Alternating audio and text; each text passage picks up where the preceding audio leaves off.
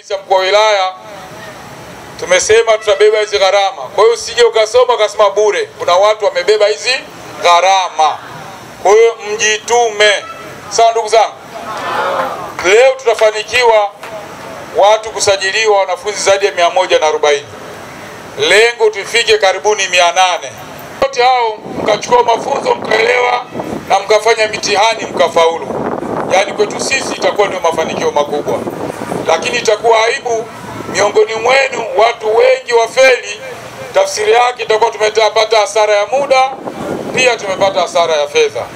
Kama mlivyosikia kuna chuo pia cha St. Francis tumeanza mazungumzo nao, wao wana fani tofauti na za udereva.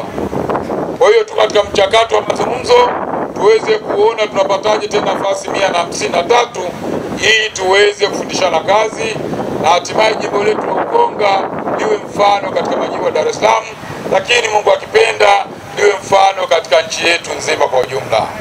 Amani yetu, amani yetu. Desemba 9, Desemba 9. Kwa nguvu jamani, hujasikia huko Desemba 9. Leo hii kutimiza azma ya mbunge wetu wa jimbo la Ukonga kuendesha mafunzo kwa ajili ya vijana wenzetu.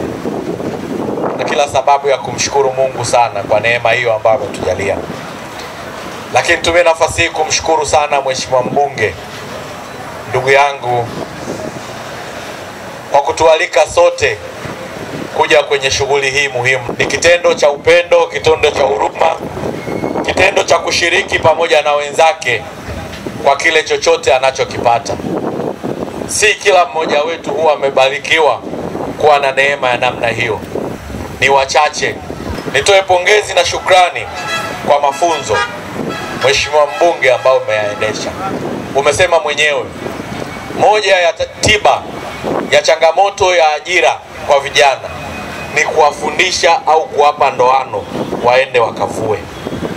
Kitendo hiki unachokifanya ni ishara njema ya kutoa ndoano kwa vijana wenzetu kwenda kujiajiri wenyewe. Vijana wengi tunaanza kuendesha bodaboda au bajaji pasipo na mafunzo. Alafu tunaishia kupata ajali au kupata vilema, na badala ya kuwa msaada kwenye familia unakuwa tena mzigo kwenye familia yako. Wazazi wamekuzaa, wamekutunza, wanategemea sasa unakuwa sehemu ya faida. Utakapopata ajali unakuwa tena mzigo kwa wazazi wale wale ambao walitegemea wamempata kijana angeanza kuwasaidia. Sasa wazazi wana mzigo tena wa kumsaidia kijana wao. Na hizi ndizo sifa za kiongozi. Kiongozi bora ni yule anayejali watu na kujua shida zao na namna gani anaweza kutatua shida zao. Umefanya jambo jema. Nikupongeze zaidi mheshimiwa mbunge. Na hili nitumie nafasi hii kutamka wazi kabisa. Uchaguzi umeisha. Yeyote aliyepata nafasi ya ushindi tunashirikiana kwenda kuwatumikia watu wetu. Nikupongeze mbunge. Yuko diwani wa viti maalum, wako wenye viti wa serikali za mitaa. Wote umewaleta hapa. Umewachukua na viongozi wa vyama vyao, wote wako hapa.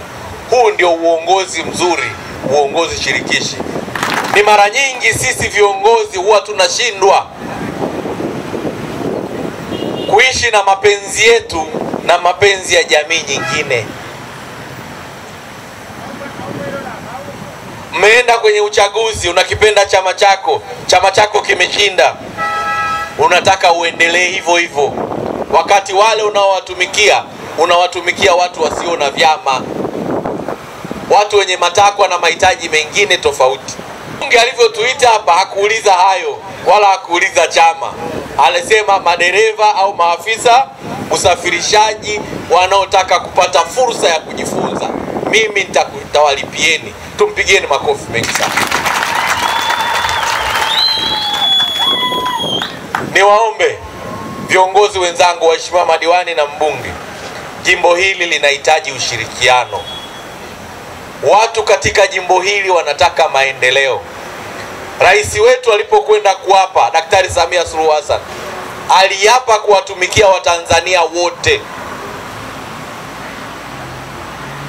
aliapa kuwalinda Watanzania wote.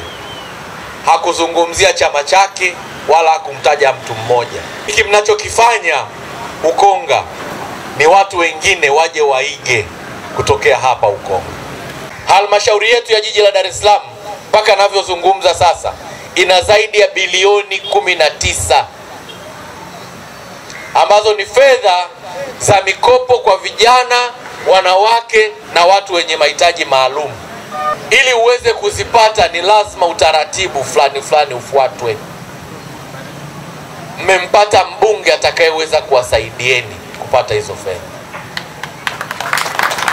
Mmempata diwani kijana atakayewasaidieni kupata hizo fedha. Mmempata diwani wa viti maalum mwanamke atakayewasaidieni kupata hizo fedha. Na niwahakikishie viongozi wenzangu, nami kama mkuu wa wilaya nitawasaidieni kuhakikisha vijana hawa wananeemeka kuzipata hizo fedha. Na sisi viongozi tumepewa wajibu wa kuwafundisheni namna gani mnapata mikopo hiyo. Moja ni hili ambalo mbunge wetu amelifanya. Ili uweze kupata mkopo wa bodaboda au bajaji lazima uwe na leseni. Ili upate leseni lazima ujifunze. Wameenda kusaidia kutekeleza sehemu ya masharti ya upatikanaji wa mikopo kwa vyombo vya usafirishaji.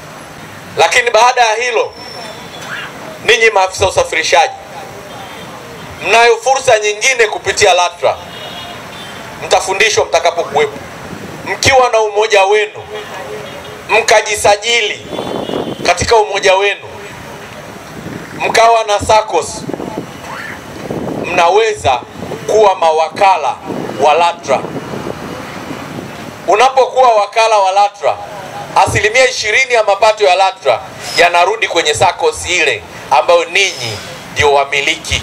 Majina yangu ni Frank Joseph Mangati, ndiye diwani wa kata hii ya Pugu.